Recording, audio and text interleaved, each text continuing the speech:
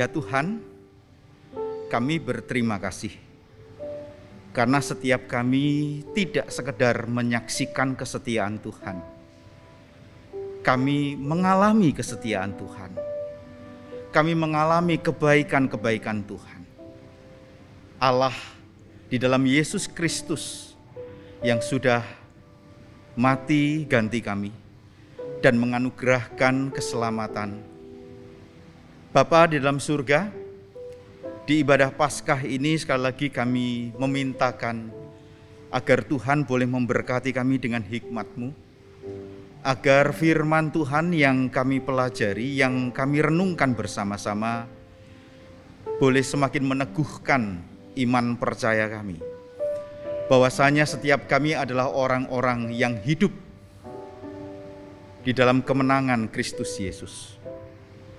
Bapa, kami sekali lagi memintakan berkat-Mu ini. Dalam nama-Mu kami memohon. Amin. Selamat pagi Bapak Ibu. Selamat Paskah bagi kita sekalian. Hari ini tema yang kita angkat adalah Dia, Allah yang hidup. Mari kita akan mendasari perenungan kita ini dari firman Tuhan yang terambil dari Matius 28. Kita akan membaca ayat 1 sampai dengan ayatnya yang ke-6. Lalu langsung kita akan membaca di ayatnya yang ke-11 sampai dengan ayatnya yang ke-15. Saya akan bacakan bagi Bapak Ibu. Matius 28 ayat 1 sampai dengan ayat 6, demikian. Setelah hari Sabat lewat, menjelang menyingsingnya fajar pada hari pertama minggu itu, pergilah Maria Magdalena dan Maria yang lain menengok kubur itu. Maka terjadilah gempa bumi yang hebat, sebab seorang malaikat Tuhan turun dari langit dan datang ke batu itu dan menggulingkannya, lalu duduk di atasnya. Wajahnya bagaikan kilat dan pakaiannya putih bagaikan salju. Dan penjaga-penjaga itu gentar ketakutan dan menjadi seperti orang-orang mati. Akan tetapi malaikat itu berkata kepada perempuan-perempuan itu, "Janganlah kamu takut, sebab aku tahu kamu mencari Yesus yang disalibkan itu. Ia tidak ada di sini, sebab ia telah bangkit, sama seperti yang telah dikatakannya. Mari, lihatlah tempat ia berbaring." Ayat 11 sampai dengan ayat 15. Dusta Mahkamah Agama. Ketika mereka di tengah jalan, datanglah beberapa orang dari penjaga itu ke kota dan memberitahukan segala yang terjadi itu kepada imam-imam kepala. Dan sesudah berunding dengan tua-tua, mereka mengambil keputusan, lalu memberikan sejumlah besar uang kepada serdadu-serdadu itu dan berkata, "Kamu harus mengatakan bahwa murid-muridnya datang malam-malam dan mencurinya ketika kamu sedang tidur. Dan apabila hal ini kedengaran oleh wali negeri, kami akan berbicara dengan dia sehingga kamu tidak beroleh kesulitan apa-apa." Mereka menerima uang itu dan berbuat seperti yang dipesankan kepada mereka. Dan cerita ini tersiar di antara orang Yahudi sampai sekarang ini. Tadi pagi sebelum ibadah yang pertama, saya menanyakan kepada penginjil Victor tentang dekornya. Kalau kemarin di Jumat Agung yang kita lihat di sana ada dekor yang berbeda dengan hari ini. Lalu ya saya mencoba untuk menebaknya apakah ini menjadi sebuah simbol kubur yang kosong itu. Ya, simbol kubur yang kosong itu. Saudara-saudara, mungkin kita masih mengingat sebuah pujian yang acap kali kita nyanyikan di acara Paskah seperti ini. Kubur kosong membuktikan bahwa dia itu hidup. Dan ketika kita mencoba untuk melihat kembali Kira-kira pujian itu digubah oleh penggubahnya atas dasar apa? Apakah bagian yang kita baca, yaitu Maria Magdalena dan Maria yang lain, memang faktanya menemukan kubur yang kosong itu. Tadi di dalam bacaan kita melihat mereka mengunjungi kubur tersebut, yang mereka jumpai bukan Yesus, tetapi yang mereka jumpai adalah malaikat. Dan malaikat kemudian mengatakan bahwa Yesus itu sudah bangkit, seperti yang dikatakannya.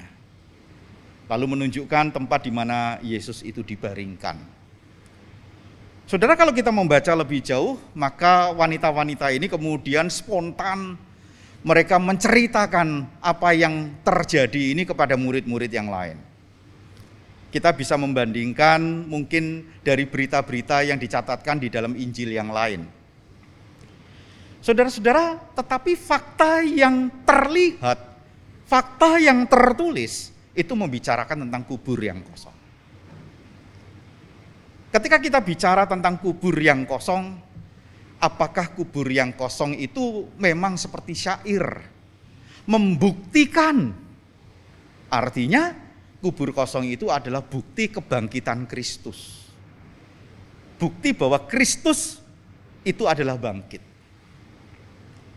Saudara-saudara, ini sebuah berita yang seharusnya diterima oleh murid-murid dan menjadi satu sukacita tersendiri.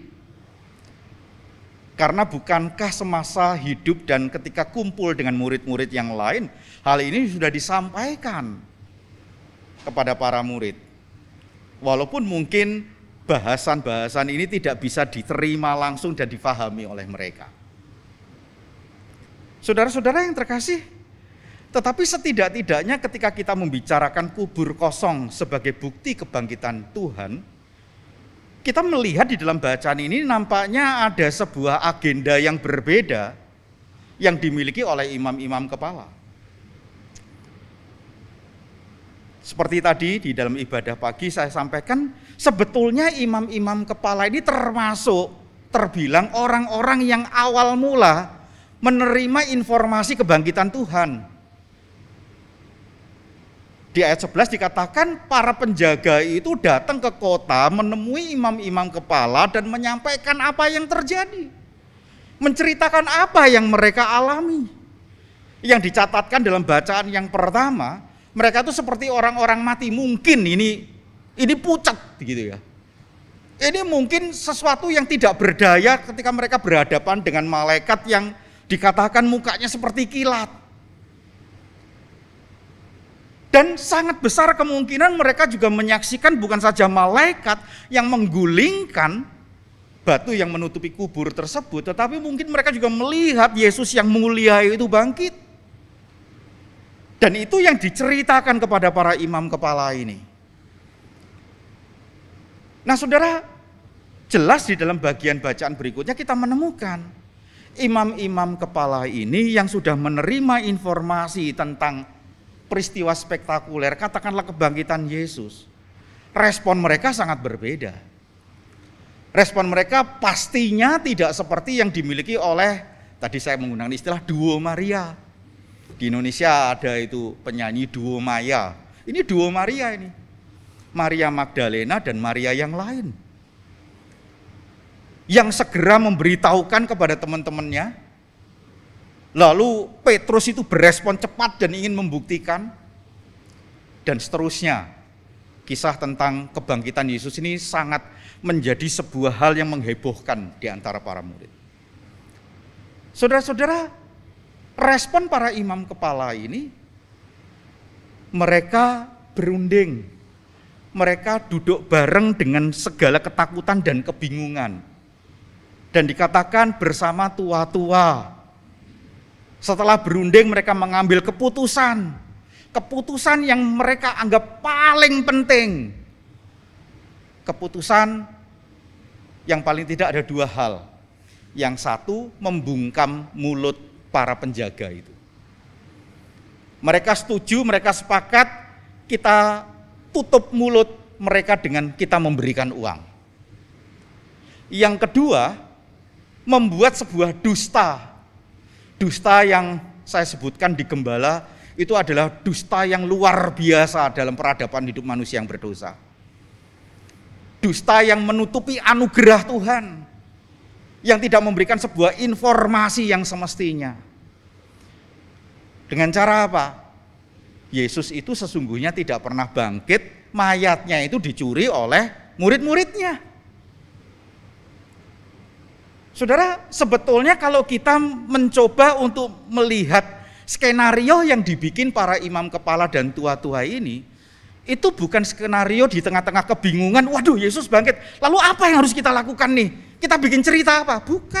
Bukan cerita yang baru muncul. Karena kita sudah bisa menemukan di dalam Matius 27, mereka sudah memiliki sebuah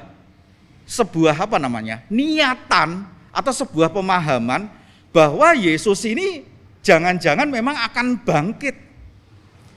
Sehingga di dalam bagian Matius 27 di ayat yang 60 sekian itu dikatakan apa? Imam-imam kepala dan Farisi datang kepada Pilatus dan bilang, Pak Pilatus, si penyesat ini pernah bilang bahwa dia akan bangkit pada hari ketiga. Nah, boleh enggak kita minta supaya dikasih pasukan, supaya dikasih prajurit, supaya dikasih penjaga yang bisa menjaga kubur Yesus itu, supaya murid-muridnya jangan sampai mencuri. Saudara-saudara, ini sudah dicatatkan di dalam Matius 27, yang artinya apa yang sudah pernah menjadi pemikiran itu sekarang dituangkan, dijadikan sebuah keputusan, mungkin ditandatangani bersama, ada toknya, lalu disampaikan begitu ya kepada para penjaga. Ini loh yang harus kamu informasikan kepada dunia. Dan di ayat 15 dikatakan apa? Sampai saat ini, tentu saja dalam konteks pencatatan. Matius yang mencatat Injil ini, sampai pada saat ini masih ada orang Yahudi yang percaya kepada berita dusta itu. Tapi kalau kita lihat, bukan sampai pada waktu Matius menuliskan, sampai pada hari ini, saudara, hari ini 4 April 2021 masih ada orang yang mempercayai bahwa Yesus tidak pernah bangkit, mayatnya dicuri. Saudara, itu yang saya katakan, ini dusta yang luar biasa yang menutupi anugerah Tuhan. Nah, ketika kita mencoba untuk melihat bagian ini, sebetulnya kita bisa melihat kedengkian yang begitu luar biasa mendarah daging dalam hati mereka. Ini juga merupakan kedegilan hati manusia yang sangat luar biasa, yang sudah diperhadapkan kepada sebuah fakta bahwa Yesus itu sudah bangkit. Pikiran sederhananya, apa susahnya sih lalu menjadi percaya sama Yesus? Tapi karena hatinya terlalu degil, saudara, mereka justru membuat sebuah rancangan dusta yang luar biasa itu. Nah, saudara-saudara yang terkasih, mereka harus membuktikan kepada dunia bahwa Yesus tidak pernah bangkit. Karena ketika kita mencoba untuk menyelami bagian ini, kebangkitan Kristus itu memiliki sebuah signifikansi. Khususnya bagi para imam kepala dan orang-orang Farisi, ahli Taurat yang membenci Yesus, yang kemarin di hari Jumat kita pelajari, yang senantiasa memiliki sebuah upaya gimana caranya bisa nangkep dan bunuh Yesus. Nah, saudara-saudara, itu yang ada di dalam hati mereka. Sehingga kebangkitan itu sendiri sebetulnya akan menjatuhkan mereka, bahwa mereka selama ini melakukan hal yang salah, hal yang keliru, yang bukan saja di mata Allah, tapi di hadapan orang-orang yang selama ini dilayani dan yang memihak kepada mereka. Karena faktanya Yesus bangkit. Saudara, kalau kita memperhatikan di dalam Matius tentang kesengsaraan Yesus ini, atau yang kemarin di hari Jumat kita mempelajarinya dari Markus 15, kita akan menemukan di sana Bagaimana mereka itu kemudian menghina, mengolok-olok, mengejek, tidak menghargai, tidak menghormati Yesus. Bahkan dari sekian banyak perkataan dikatakan, ayo tunjukkan, katanya kamu bisa meruntuhkan bait Allah dan membangunnya lagi dalam 3 hari. Mereka tidak pernah paham bahwa itu membicarakan tentang kebangkitan. Saudara-saudara yang terkasih, signifikansi kebangkitan buat mereka penting. Pentingnya apa? Pentingnya supaya ini jangan sampai diberitakan. Kalau bisa ditutup-tutupi, bahkan dibuatkan kesaksian dusta, kesaksian palsu, agar ini tidak diketahui oleh banyak orang. Teman-teman yang terkasih, ketika kita mencoba untuk melihat kebangkitan Yesus, kebangkitan Yesus itu sesuatu yang buat kita orang yang percaya, itu sesuatu yang luar biasa. Setidak-tidaknya ketika kita melihat di dalam bacaan yang pertama, ada hal-hal yang mungkin kalau kita renungkan, ya itu sesuatu yang penting buat kita. Saudara, waktu saya kelas 6 SD, guru sekolah minggu itu sekali waktu pernah sampaikan begini, ayo anak-anak nanti hari Minggu tanggal sekian kalian akan ikut ibadah. Kalian kumpul di gereja ya, jam 4 pagi. Jam 4 pagi, waktu itu saya tinggal di Palangkaraya. Dan waktu itu, Palangkaraya itu Wita sama dengan kita. Jam 4 pagi sudah kumpul di gereja. Lalu jam 4 pagi semua sudah kumpul, jemaat dewasa juga sebagian ikut. Lalu kami jalan menuju ke pemakaman, ke kuburan. Kuburan Kristen yang tidak jauh dari gereja yang ada di Pahandut di Palangkaraya itu. Lalu kami ibadah di sana jam 5 pagi. Yaitu ibadah Paskah. Karena Yesus kan bangkit, saya nggak tahu, nggak dicatatkan Yesus bangkit jam berapa. Ya, tetapi yang jelas 2 Maria ini datang pagi hari dan menemukan kubur itu sudah kosong. Nah, nampaknya tradisi seperti ini buat sebagian gereja-gereja tertentu itu menjadi sangat penting. Saya nggak tahu apakah di Bali masih dilakukan sampai sekarang. Yang jelas, saya pernah mewakili GKA Sion mendapatkan undangan dan saya mengikuti ibadah yang seperti ini di Mumbul, kuburan Kristen Mumbul. Ada ibadah di sana. Nah, ibadah seperti itu sebetulnya manfaatnya apa sih? Ini kan cuma tradisi. Tapi saya mencoba melihat dari Matius 28 ayat 1 sampai 6 ini. Apakah tradisi yang dilakukan oleh gereja-gereja ini untuk mengingatkan kembali peristiwa 2 Maria yang mengunjungi kubur yang kosong itu, yang dibuktikan kepada mereka bahwa Yesus itu bangkit. Tapi yang kedua, sekaligus ini dalam perenungan mungkin bisa saja mendatangkan sebuah pemahaman bahwa maut, bahwa kuburan itu tidak mampu mencekram Yesus. Karena Yesus yang berkuasa itu bangkit dari kematian. Saudara, kebangkitan inilah yang coba ditutup, dengan kesaksian palsu atau dusta yang dilakukan. Dan dusta ini, dusta yang saya pikir dalam kondisi kemanusiaan yang berdosa, ini dosa yang efektif. Ini dusta yang efektif, karena masih dipegang erat sampai hari ini. Sehingga mata dunia tidak mampu mempercayai dan melihat bahwa Yesus itu bangkit. Saudara-saudara, ketika kita bicara signifikansinya secara negatif, itu yang ditangkap oleh imam-imam kepala ini. Mereka harus menutupi kebangkitan Kristus. Kenapa harus dimunculkan berita dustanya? Itu berarti penting kebangkitan itu.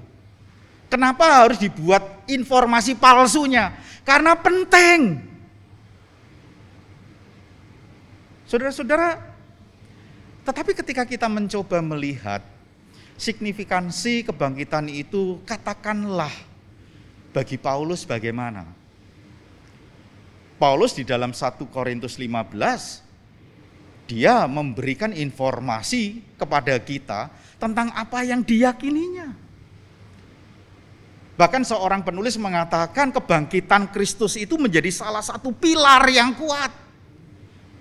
Kalau pilar itu dihancurkan, maka bangunan kekristenan itu akan runtuh. Dan Paulus menggunakan sebuah istilah, kalau Yesus tidak dibangkitkan sebagai yang sulung, kita semua nggak akan dibangkitkan. Kalau kebangkitan Yesus itu tidak pernah ada, maka selama ini saya sudah melayani, mengabarkan Injil, itu sia-sia. Iman percayamu juga sia-sia. Kita menaruh harap kepada Tuhan, maka tidak ada lagi pengharapan itu. Bahkan dikatakan oleh Paulus dalam 1 Korintus 15, maka kita selama ini yang sudah menaruh harap itu akan sia-sia. Ngapain kita percaya kepada Allah yang mati itu? Saudara-saudara, Paulus melihat ini penting sekali kebangkitan itu. Dan di Gembala saya tuliskan begini, ketika kita mempercayai kebangkitan, maka mungkin kita berpikir karena ini salah satu tonggak atau pilar kekristenan, maka kita perlu untuk mempertahankan berita yang benar ini. Demi apa? Demi kekristenan yang perlu untuk ditopang oleh sebuah pengajaran yang benar. Tapi saya juga kemudian menuliskan begini, teman-teman. Ini bukan pada permasalahan mempertahankan doktrinnya, tapi ini sebuah fakta kebenaran yang tidak bisa dihilangkan, tidak bisa dipungkiri, tidak bisa disingkirkan. Ini bukan sekedar sebuah formulasi pengajaran yang penting, tapi ini kebenaran itu sendiri. Kita mempercayai karena itu kebenaran, dan kebenaran inilah yang coba ditutup, coba diselewengkan. Nah, saudara-saudara, Paulus melihat signifikansi kebangkitan itu luar biasa. Nah, saudara, saya ingin mengajak saudara untuk melihat bahwa kebangkitan Kristus itu, jikalau itu mau dipercaya, kita sebagai orang percaya mempercayai kebangkitan itu. Tapi buat mereka yang di sana itu belum tentu mempercayai kebangkitan itu ada. Yang mereka pegang sampai saat ini, mayatnya Yesus itu dicuri. Misalkan ada orang mengatakan, loh tapi kelihatan Yesus itu hidup kok. Kan ada sebuah pendapat yang mengatakan, loh yang disalibkan, yang mati itu bukan Yesus kok. Itu orang yang menggantikan Yesus. Saudara, ngikuti enggak film-filmnya Tom Hanks yang seperti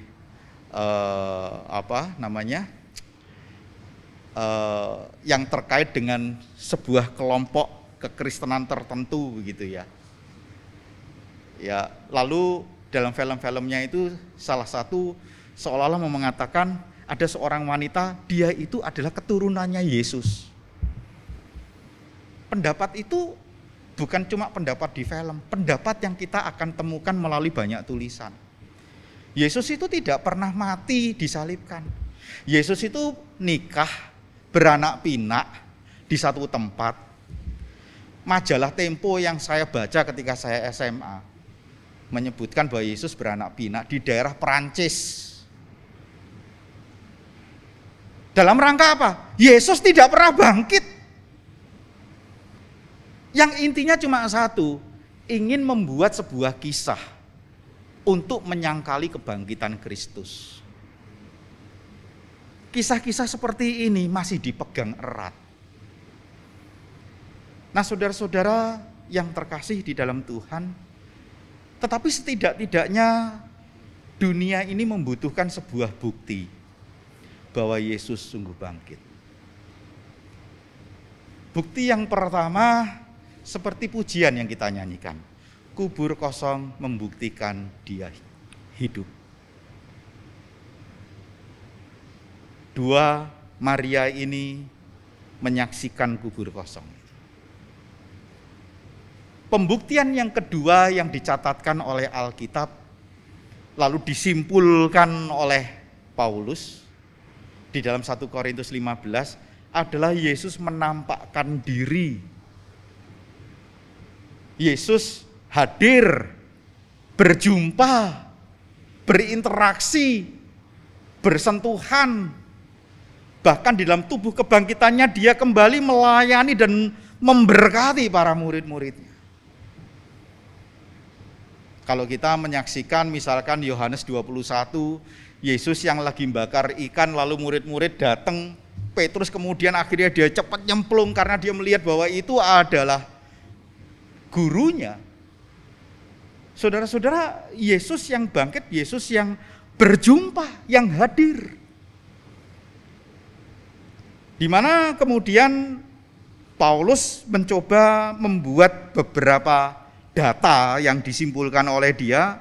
Katakanlah di dalam 1 Korintus 15 ayatnya yang ketiga, sebetulnya mulai dari ayatnya yang kelima, dia mengatakan, ia menampakkan diri kepada Kefas, kemudian menampakkan diri kepada ke-12 muridnya, lalu dia menampakkan diri kepada 500 saudara, lalu ia menampakkan dirinya kepada Yakobus, kemudian dia menampakkan diri kepada semua rasul, kemudian dia menampakkan diri terakhir kepadaku.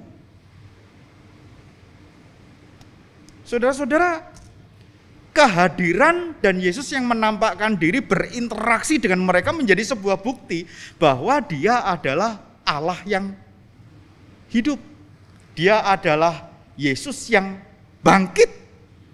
Yang kebangkitan itu menjadi bagian yang membuat kita orang-orang percaya tidak pernah sia iman kita. Saudara-saudara yang terkasih, ini pembuktian yang kedua. Dan sejujurnya penampakan diri Yesus ini pula yang kita temui pada saat ini. Di mana? Buka saja YouTube, saudara. Beberapa waktu terakhir ini saya banyak membuka kesaksian-kesaksian di YouTube. Khususnya kesaksian dari orang-orang yang punya background yang sangat benci terhadap kekristenan. Bahkan ada yang mengatakan, saya sejak kecil itu sudah diindoktrinasi, nggak boleh kumpul orang Kristen. Kalau kamu bisa kumpul orang Kristen lalu kamu masuk neraka, kamu perlu tahu, neraka itu apinya, bahan bakarnya orang Kristen, dibilang. Jadi ada sekian banyak kesaksian, dan dari kesaksian yang banyak ini, yang dialami oleh mereka yang dulunya berkecimpung di dalam dunia keimanan, keyakinan mereka yang sangat-sangat ekstrim itu, yang menolak Yesus dan membenci, apa yang terjadi dalam diri mereka? Kurang lebih sama. Mereka dijumpai oleh satu sosok yang berpakaian putih, yang wajahnya itu tidak bisa dilihat karena bercahaya. Bahkan dari antara mereka mengatakan tangannya itu berdarah.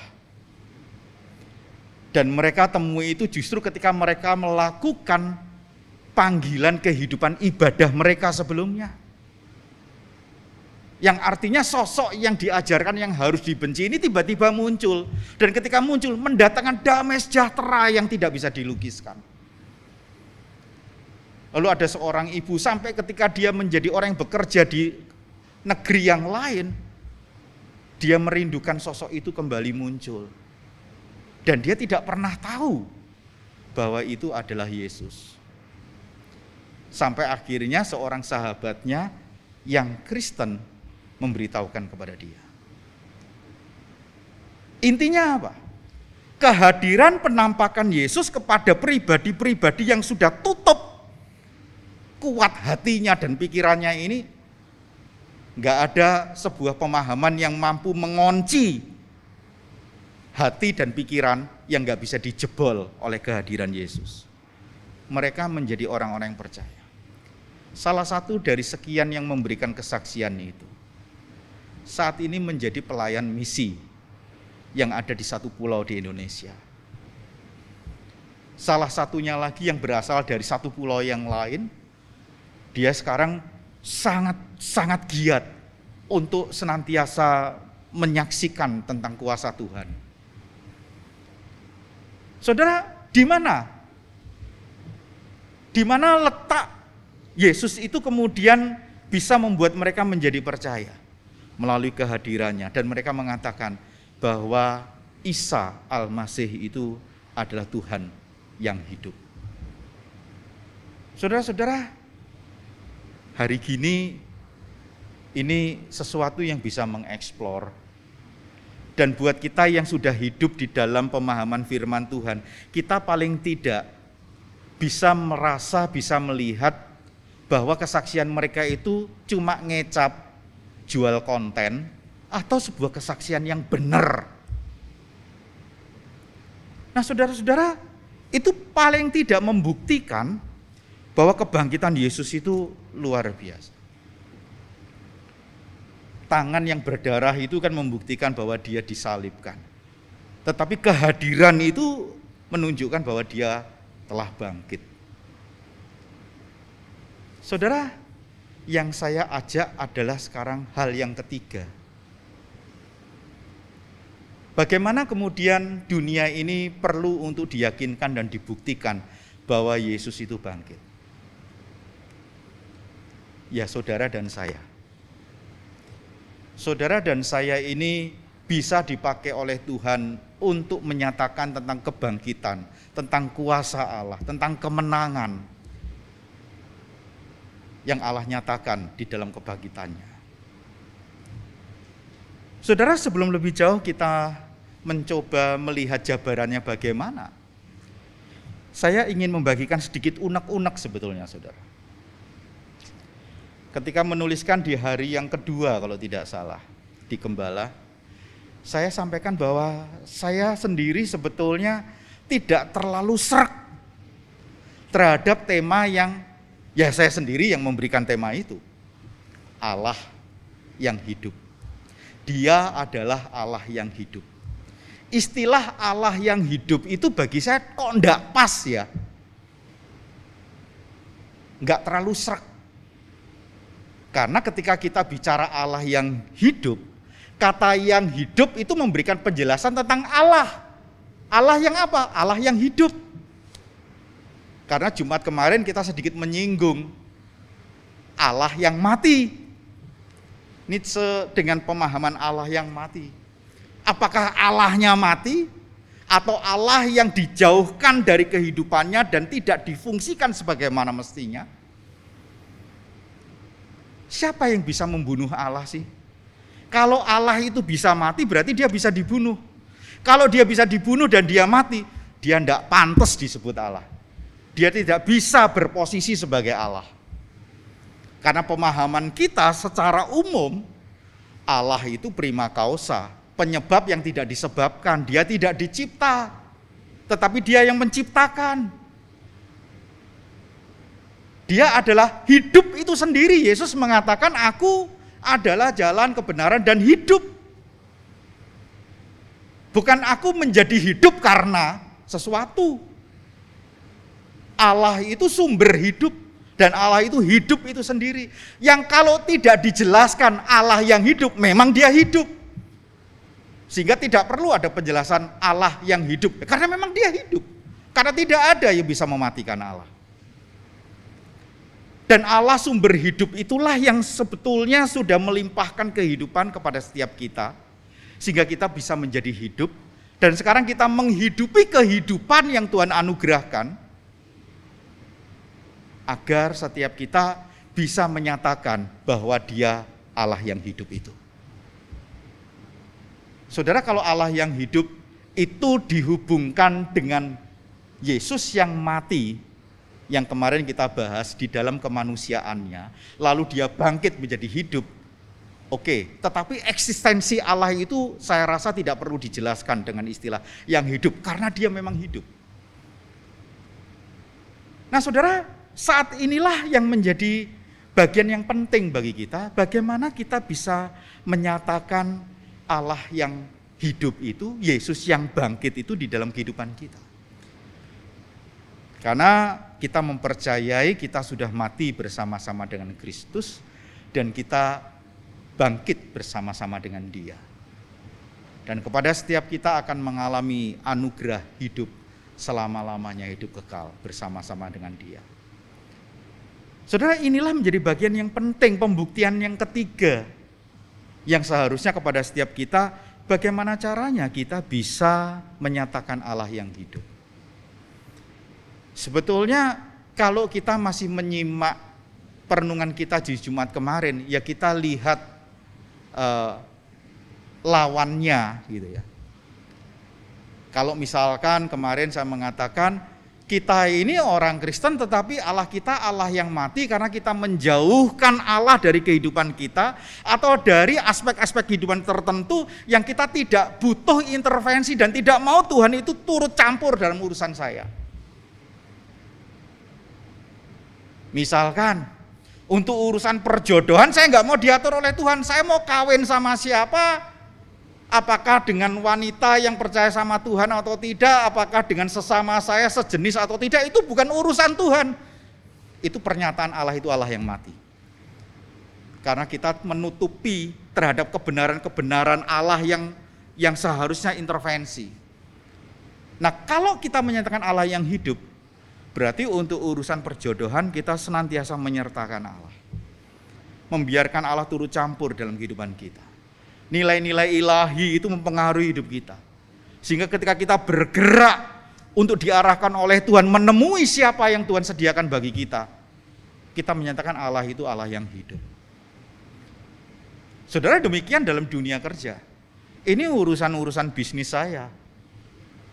Dan biarlah saya yang kemudian melakukan urusan bisnis ini. Dengan cara seperti apa yang penting saya untung.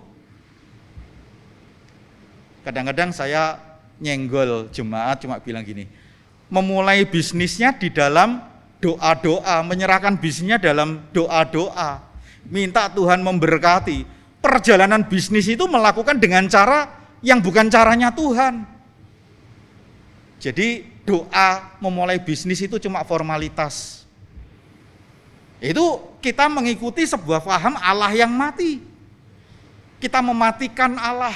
Walaupun kita tidak bisa mematikan Allah, kita menutup atas intervensi, kita tidak pernah membiarkan Tuhan masuk dengan nilai-nilai ilahinya. Maka sebaliknya bagaimana? Kalau kita ingin menyatakan Allah yang hidup, Allah yang bangkit, yang memenangkan kehidupan kita orang berdosa, ya kita seharusnya sebaliknya melakukan hal yang seperti itu, menyatakan Allah yang hidup. Dunia bisnis saya diintervensi oleh Tuhan. Saudara-saudara, almarhum Pak Bondan pernah sekali waktu ngobrol-ngobrol dan membicarakan sebuah buku. Dari buku ini beliau menceritakan tentang seseorang ketika belajar untuk taat. Lalu yang dibicarakan sebetulnya lebih banyak kepada masalah perpuluhan. Dia memulai setia kepada Tuhan melalui perpuluhan. Dan itu kemudian secara bertahap itu terbalik. Saudara, ada satu buku yang lain mengatakan ada sebuah kalimat, how dare you, kok berani-beraninya kamu melakukan perhitungan dengan Tuhan untuk urusan perpuluhanmu.